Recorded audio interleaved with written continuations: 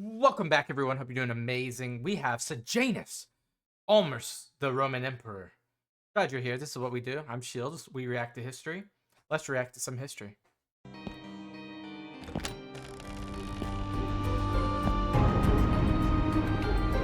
We got some interesting intro here.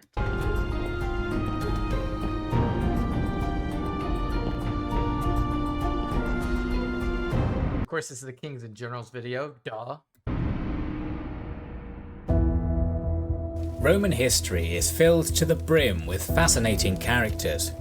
However, there is an almost unknown intriguer who managed to gain influence and immense political power and almost ascended into imperial purple himself, Lucius Aelius Sejanus. I don't know too much about him. I do know he contrasts pretty well with Tiberius. He could have been the heir after Tiberius, right? The Praetorian prefect under Tiberius.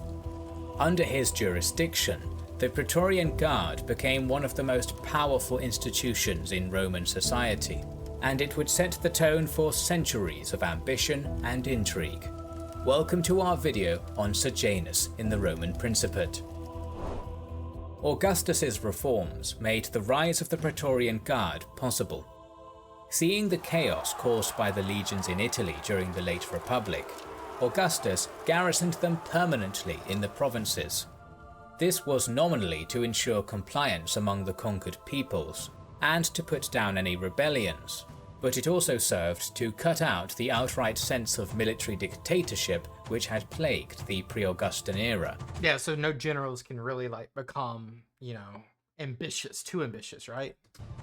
To replace the legions, another institution was formed, the Cohortes Praetoria. By the time of the death of Augustus in 14 AD, the established Praetorians were commanded by two men of equestrian status, the father and son duo of Lucius Aelius Strabo and Lucius Aelius Sejanus. Sejanus was born in the Etruscan city of Vulcinii, and had reportedly accompanied the young Augustan heir apparent Gaius Caesar, the grandson of Augustus, to the east as a young man. Interesting. As his family had impressive political connections. Okay. They were related to the consular Terentii house, and through the father's extensive marital family, had a number of consular step-relatives, including the governor of Pannonia, Julius Blasus. So he comes from a high-value family, not a novo homo. All of this would naturally have enhanced the young Sejanus' future career prospects. The death of Augustus had triggered a mutiny among Blasus' legions in Pannonia, as suspended normal military routines led to a breakdown in discipline. When this news reached the successor, Tiberius, he sent his son, Drusus the Younger, with two Praetorian cohorts in order to quell the revolt. On the way, they were joined by some Praetorian cavalry and German bodyguards. This was the first attested use of the Imperial Guard in the field. Okay, that's interesting. Did not know that. And Sejanus was present. He was sent so that he could watch over Drusus, a mark of his already substantial influence over Tiberius. In 15 AD, Sejanus' father and co-prefect was appointed to the most prestigious post open to any equestrian, the Praefectus Aegypti, the prefect or governor of Egypt. There was, I don't know why I thought there was multiple governors of Egypt to kind of balance the power. Check me on that if there is, but interesting. So yeah, you date the most impactful province in the entire land. That's your father, and now you are watching over one of the heir apparents of Tiberius. Yeah, very. The proximity to power is there. Which was the emperor's personal province. Yeah. This left Sejanus as the guard's sole commander, and his influence continued to rise throughout the years. In 21 AD, a new governor of Africa was required, and Sejanus used his influence to get his uncle the appointment. A year later, the massive theatre built by Pompey Magnus burst into flames. This would have been a catastrophe but for the swift actions of Sejanus and his Praetorians. They were quickly sent to douse the inferno. So they became firefighters? That's awesome. An action which saved the city from the spreading flames, but not the illustrious venue. Tiberius heaped praise upon him, and the Senate voted that a statue be erected for his deeds. That's awesome. Sejanus proved his cruelty by ordering the lone dissenting senator's assassination a few years later. Despite Sejanus's increasing influence, Tiberius was unconcerned. Why? How had Sejanus managed to make such a strong impression on the emperor? By the middle of his reign, Tiberius was in his mid-60s and had lost many of his friends. Yeah, and this is where he becomes an absentia, right? Doesn't he go to an island? This left the generally distrustful princeps isolated, and he became reliant on the Praetorian prefect, whom he did trust. Sejanus was viewed as a loyal servant of Rome, but unlike other courtiers, was not sycophantic. He was seen as an efficient administrator and commander with an independent mind. His lower equestrian status may also have helped him, as emperors were often suspicious of ambitious senators. Tiberius surrounded himself with equestrians, including Sejanus, who were viewed as less of a political threat. I guess because he was adjacent to the versus underneath. Nevertheless, in 23 AD, Sejanus made his first significant move to increase his power and the political potential of the Praetorian Guard, a move which would have consequences for the next 3 centuries of imperial rule. He took the apparently pragmatic step of installing and concentrating all the Praetorian cohorts into the newly finished Castra Praetoria, the vast Praetorian camp complex. So they get like barracks and stuff. This is inside Rome, right? Which was surrounded by walls similar to the legionary fortresses. Before, the Praetorians had been scattered throughout Italy or in the vicinity of Rome. It may have increased the effectiveness and cohesion of the guard, but it also made the Praetorians more influential. Yeah, I mean, they're right there. The nature of Sejanus's ambitions were unclear at this point, but it seems that initially his aim was to isolate and dominate Tiberius. Ultimately, it is widely speculated that he wished to marry into the imperial family and even perhaps become the emperor's logical successor. There was one key obstacle to the devious plans of Sejanus: the other heirs? Tiberius's true-born son, Drusus.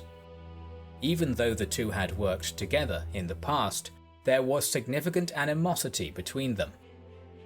Drusus bitterly resented the fact that the upstart Sejanus was now regarded as Tiberius's partner in labours, and made no attempt to conceal his dislike, even attempting to strike Sejanus on the cheek after the rivals had once argued. Meanwhile, Sejanus likely earned this dislike through his intrigue and the attempted political marginalization of Tiberius's son. This would all soon come to a head. And an affair. In order to surmount his dynastic obstacle, Sejanus reportedly seduced the wife of Drusus, Livilla.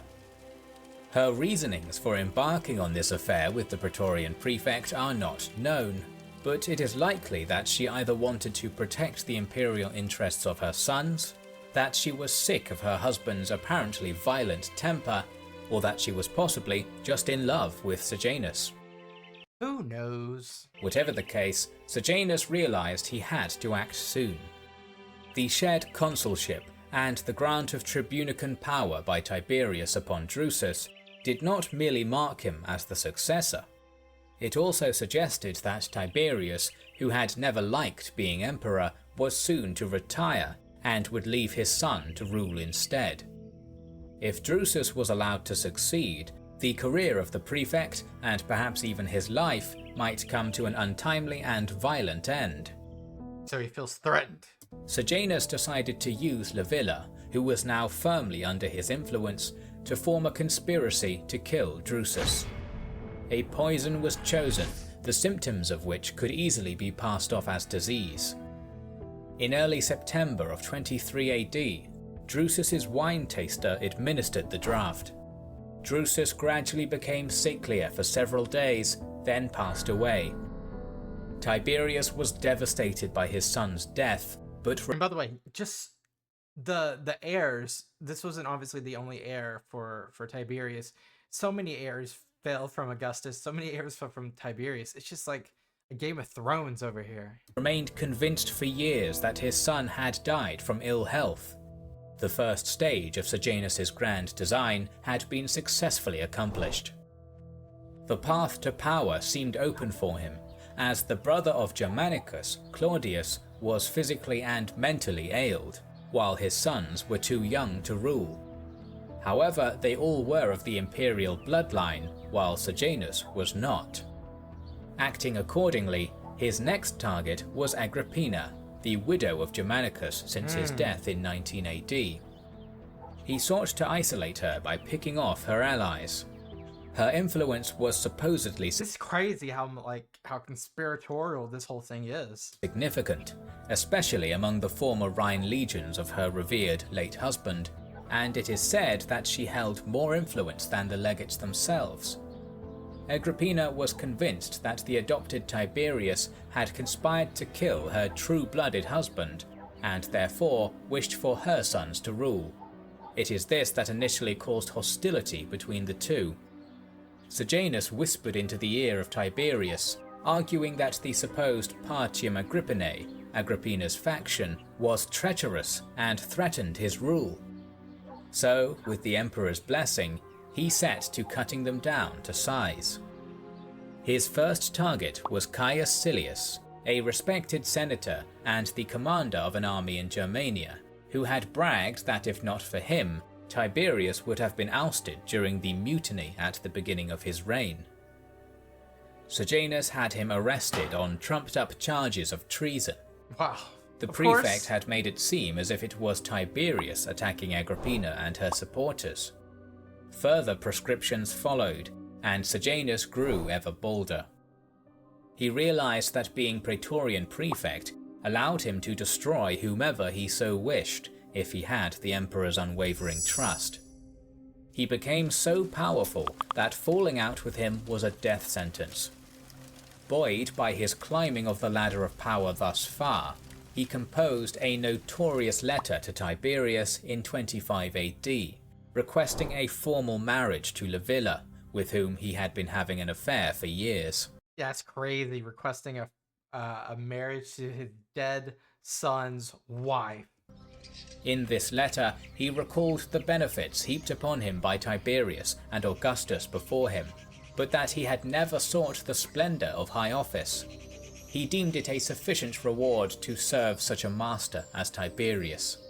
Instead, the fairest honor he could hope for was a marriage tie to the house of the Princeps.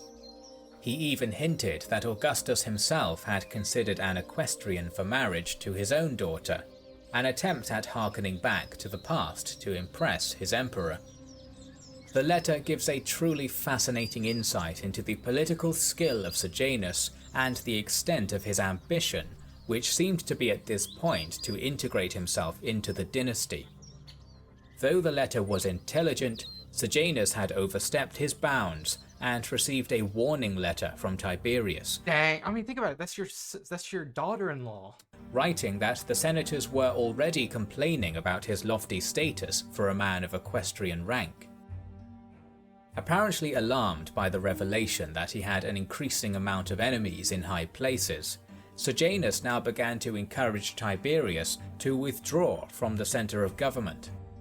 The emperor was never truly eager for the position and had withdrawn from politics several times before. I mean, he is in absentia right now. He's on Capri. In 27 AD, Tiberius journeyed through Campania to the secure island of Capri, Okay, now he is. where he would not be disturbed. He even enacted a law forbidding anyone from disturbing his quiet. You know, I wish I had the power to do that sometimes.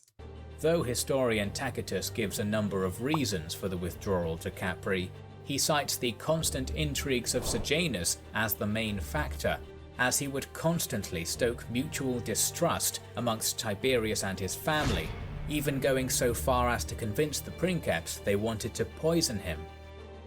It was at this time that another coincidence occurred which happened to show why Tiberius trusted Sejanus so much. at a key moment when his party were dining in a cave restaurant near Naples. A cave restaurant. That is cool to think that there was a cave restaurant back then. Okay, okay. A rockfall almost killed the emperor, but Sejanus managed to save him. On the remote island... How do you save someone from a rock fall? Did he pull you out of the way? Did he say, hey, yo, there's a rock about to fall? Did he take part of, like, wish we had knew more. Of Capri, the Praetorians controlled access to Tiberius completely. The prefect also ordered spies to keep an eye on Agrippina and her family. In the absence of Tiberius, the power of Sejanus in the capital was unchallenged. His authority even extended to approving the candidates for consulship. Attempting to secure his power further, he now attacked Tiberius's most likely successor, Nero Julius Caesar, the son of Agrippina and Germanicus. Sejanus's agents and accomplices brought false accusations against him, which were made believable by Nero's often ill-advised behavior. His indiscreet remarks or complaints were exaggerated and reported to the isolated Tiberius on Capri, who was enraged at his adopted grandson's apparent brazenness.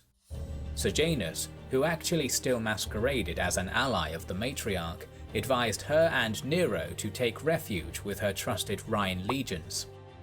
However, this was a trick, which made Tiberius even more paranoid. In an attempt to widen existing divisions, the prefect tempted the greed and jealousy of Nero's younger brother, another Drusus, by hinting that he might gain the principate for himself due to his brother's actions. So he's like literally, what is that guy from, this isn't, his name Littlefinger? It reminds me of Game of Thrones so much. I can't remember his name. I think his nickname's Littlefinger. He reminds me so much of this guy. The Praetorian then did what he had done to the original Drusus and enlisted his wife to turn on him. These schemes paid off. The younger Drusus was locked in prison, while Nero was exiled to Pontia and forced to commit suicide in 31 AD. What? The Praetorian prefect could hardly rise any higher. He was supreme, the open partner of Tiberius's He's just knocking the dominoes down. Labors as his consular colleague, and equally feared and fawned upon even by those who most hated him. However, before the year was out, Sejanus and his family were dead, his statues destroyed, and his name erased from the public record. Again, we must ask why. Tiberius himself professed that the punishment of his former favourite was due to the revealed plots against the children of Germanicus, but some historians reject this as an excuse. It was possible that there was a conspiracy of murder against Tiberius himself. This is given further credence by Sejanus's negotiations with the German legions, who would likely support him if Tiberius were to perish. It is even possible that the murder of Drusus the Younger in 23 had been uncovered. Whatever the case, in mid-31 AD, Sejanus received an abrupt letter of denunciation in the Senate and was dragged off and unceremoniously murdered by his former subordinates. Jeez. His family and acquaintances suffered equally afterwards, and a witch hunt for those he associated with resulted in many deaths, including Livilla, who was starved to death. Hey. The legacy of this extraordinary figure was widespread fear among the senatorial class and their accelerated sycophancy. Tiberius ruled until 37 AD, but never recovered from the blows inflicted by Sejanus. The destruction of Drusus the Younger in 23 and Nero Julius Caesar in 31 eventually had an unforeseen long-term consequence, leading to the ascension of one of the most insane emperors in history, Caligula, the sole male survivor of Sejanus's Inquisition. We will tell more. That is crazy, guys. Like, I never knew all this. This is just so cool to understand all this information, but also so riveting. Poor Tiberius. I mean, he just never asked for this, and then he had to deal with that and deal with a crazy head of the Praetorian Guard, and most of his family got killed or conspiratized, and oh my god, wow. And this is only we've done a lot of history on Augustus. We've done a lot of history so far on Tiberius. Caligula is going to be a crazy nutcase. I just know.